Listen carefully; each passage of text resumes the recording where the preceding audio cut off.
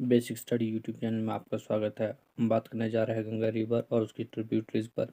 यह टॉपिक बहुत लंबा है, इसलिए इस वीडियो को हम दो पार्ट में कवर करेंगे। पहले पार्ट में हम गंगा रिवर की लेफ्ट बैंक ट्रिब्यूटरीज के बारे में बात करेंगे और दूसरे पार्ट में गंगा रिवर की राइट बैंक ट्रिब्यूटरीज के बारे में बात करेंगे। टेक्स्ट पर चर्चा करने से पहले मैं चाहूँगा आप गंगा रिवर को एक बार मैप में अच्छे से देख लें। गंगा रिवर भारत की सबसे लंबी और सबसे बड़ी नदी है। इसकी लंबाई 2525 किलोमीटर है। यह एक ट्रांस बॉर्डर रिवर है, यानी कि यह एक से अधिक देशों में बहती है। भारत और बांग्लादेश में इसका बहाव है। यह नदी भारत और बांग्लादेश में बहती है और इसका बेसिन तिब्बत और नेपाल में भी फैला हुआ है। इस मानचित्र में आप गंगा रिवर के बेसिन को देख सकते हैं। आप देख सकते हैं गंगा रिवर और उसकी सहायक नदियाँ यानी उसकी ट्रिब्यूटरीज कितने बड़े क्षेत्र को प्रभावित करती है। बेसिन वो क्षेत्र होता है जो कि उस नदी के जल से प्रभावित होता है और यह क्षेत्र नेपाल और तिब्बत तक फैला हुआ है, क्योंकि इसकी ट्रिब्यूटरीज नेपाल और तिब्बत से भी आती है। गंगा रिवर का basin 1.73 million kilometre square area cover करता है। आप समझ सकते हैं ये एरिया कितना बड़ा है। यह क्षेत्र भारत के कुल क्षेत्रफल के आधे से भी अधिक है, क्योंकि भारत का कुल क्षेत्रफल 3.2 मिलियन किलोमीटर स्क्वायर है। यह रिवर अपने मुहाने पर सुंदरवन डेल्टा बनाती है, जो कि विश्व का सबसे बड़ा डेल्टा है। सुंदरवन डेल्टा भारत और बांग्लादेश में फैला हुआ है। इस पर हम आगे चर्चा करेंगे। अब बात करते हैं गंगा रिवर के ओरिजिन पर। गंगा रिवर का ओरिजिन देवप्रयाग में माना जाता है, जो कि उत्तराखंड में है। यहाँ पर भागीरथी और अलकनंदा दो नदियों का संगम होता है, जिसके बाद ये गंगा रिवर बनाती है। बहुत सी बुक्स में गंगा नदी का ओरिजिन गंगोत्री नामक ग्लेशियर से बताया जाता है। गंगोत्री नामक ग्लेशियर से भागीरथी नदी का उद्गम होता है और ये जाके आगे अलकनंदा नदी से मिलती है, जिसके बाद ये गंगा रिवर कहलाती है। इस चित्र में आप भागीरथी और अलकनंदा नदियों को मिलते हुए देख सकते हैं। यह स्थान देवप्रयाग है और ये एक हिंदुओं का धार्मिक स्थल भी है। भागीरथी नदी गौमुख नामक स्थान पर गंगोत्री ग्लेशियर से निकलती है। इस नदी पर टिहरी डैम भी बना है और यह टिहरी डैम भारत का सबसे ऊंचा डैम भी है। अलकनंदा नदी सतोपत ग्लेशियर से निकलती है। सतोपत ग्लेशियर बद्रीनाथ के नॉर्थ में है और बद्रीनाथ के बाद ये 5 अन्य धार्मिक स्थलों से गुजरती है, जो कि पंचप्रयाग के नाम से जाने जाते हैं।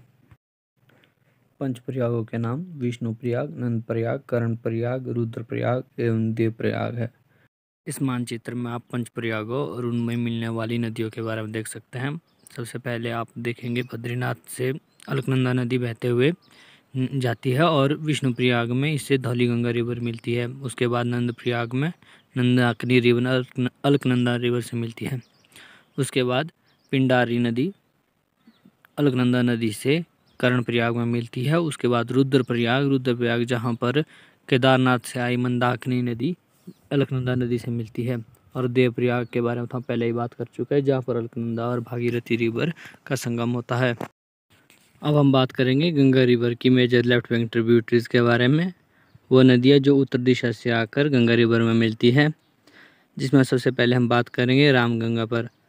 रामगंगा उत्तराखंड के दूधातोली रेंज से निकलती है और ये जिम कॉर्बेट नेशनल पार्क से होकर गुजरती है। Jim Corbett national park Bharat का सबसे पहला नेशनल पार्क है। 1935 में इसकी स्थापना की गई थी।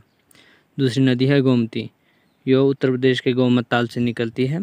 ताल पीलीभीत टाइगर रिजर्व के नज़दीक है। इस मानचित्र में आप गोमती नदी को गंगा नदी से मिलते हुए देख सकते हैं। आप देख सकते हैं गोमती नदी गंगा नदी के बिल्कुल पैरेलल ही बहती है। हमारे पास तीसरी नदी है घघरा।